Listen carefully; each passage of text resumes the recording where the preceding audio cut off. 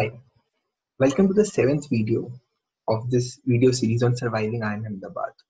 And this one's about campus clubs, the good, the bad, and the beautiful. So with this video, I don't want to give any spoilers on which are the different clubs and what do they do. The intent is really different. It's to talk about essentially why people join the clubs and figuring out why one should join a particular club, and then essentially what are the things that can go wrong and how one should essentially go about thinking the participation in a particular club or not. This, at an undergraduate level, is perhaps a redundant thing to even discuss.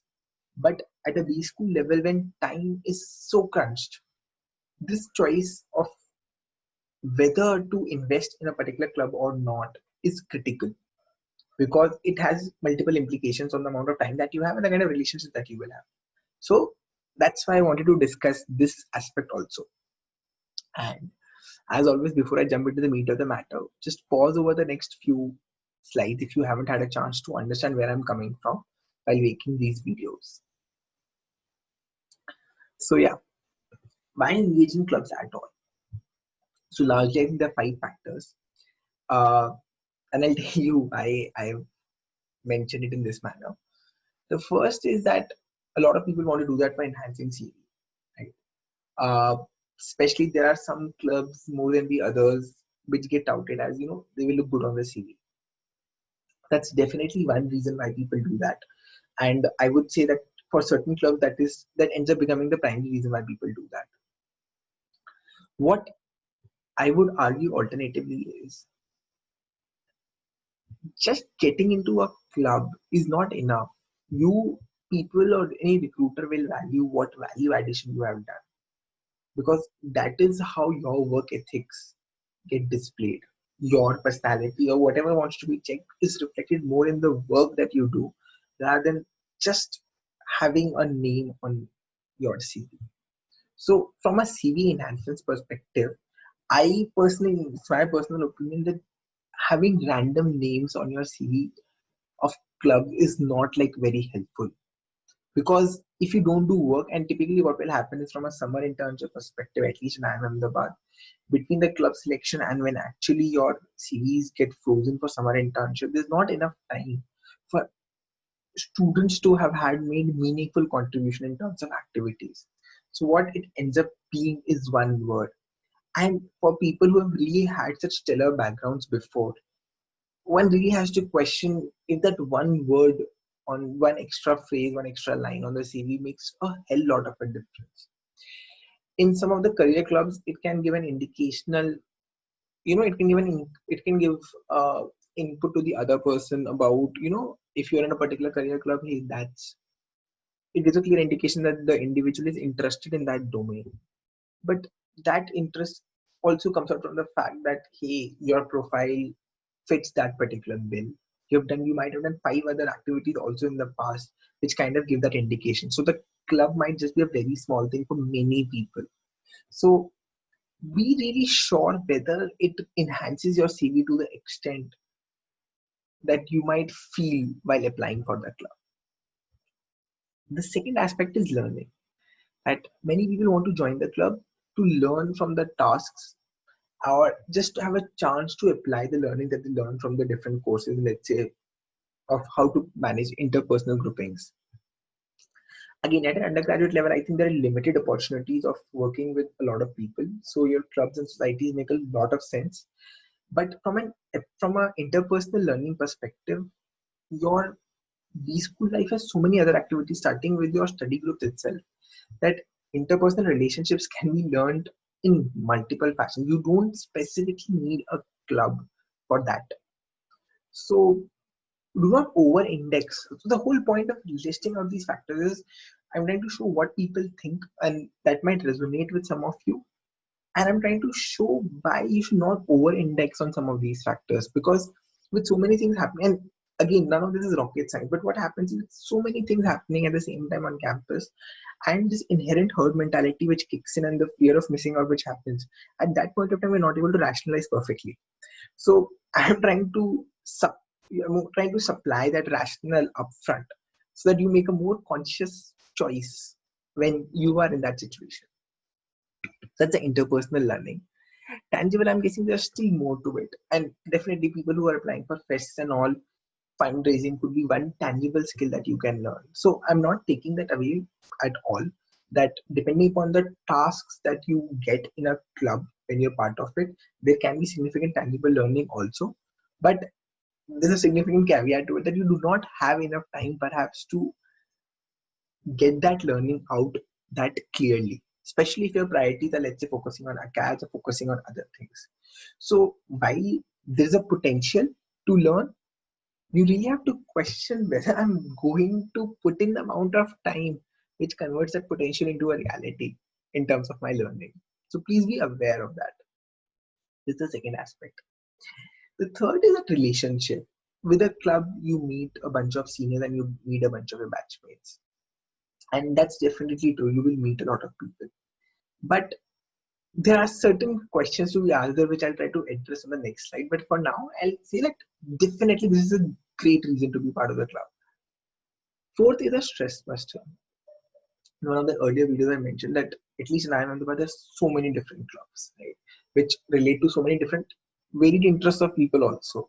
So if someone just wants to join a club from a stress busting perspective, that's completely fine and probably something one should encourage.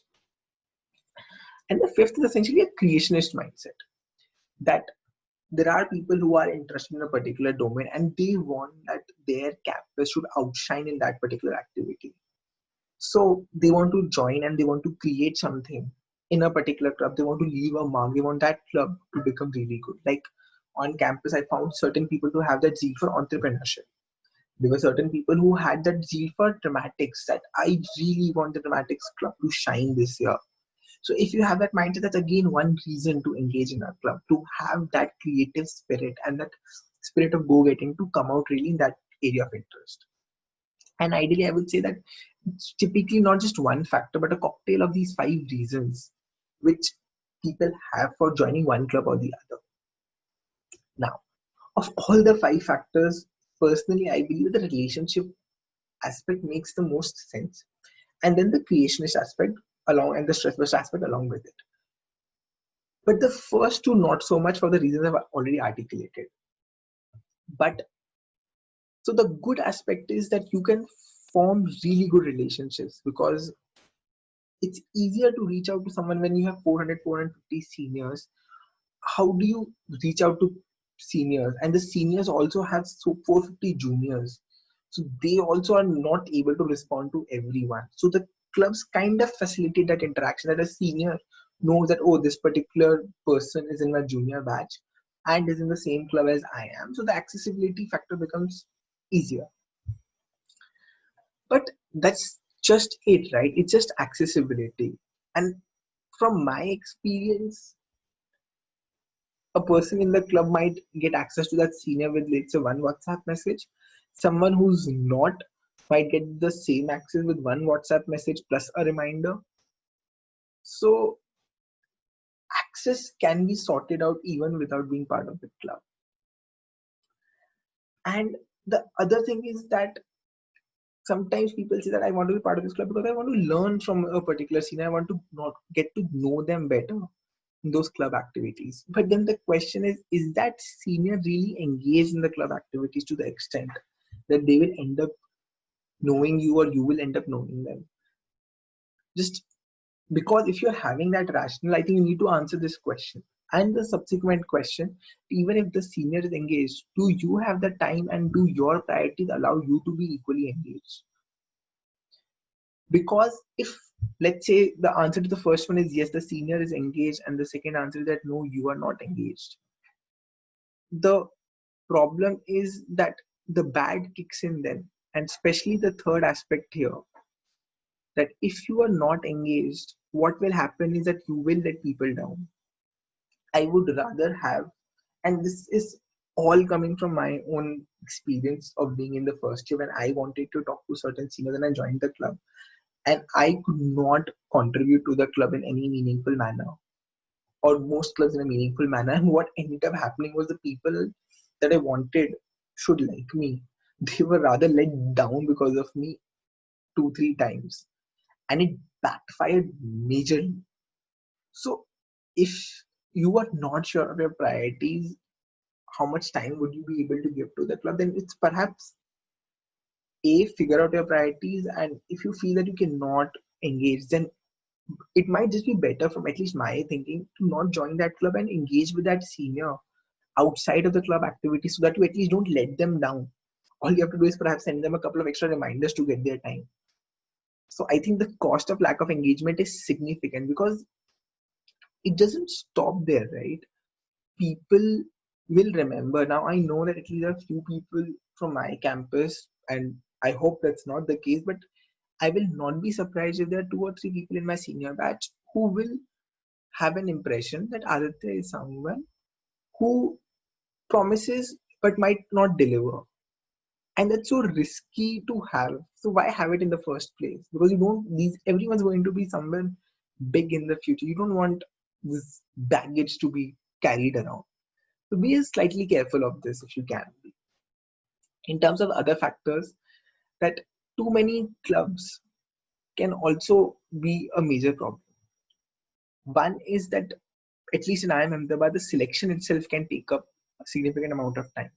And I was the part of the consult club. I was the coordinator of the consult club. I know this because some of the consult club selection activities took the most amount of time.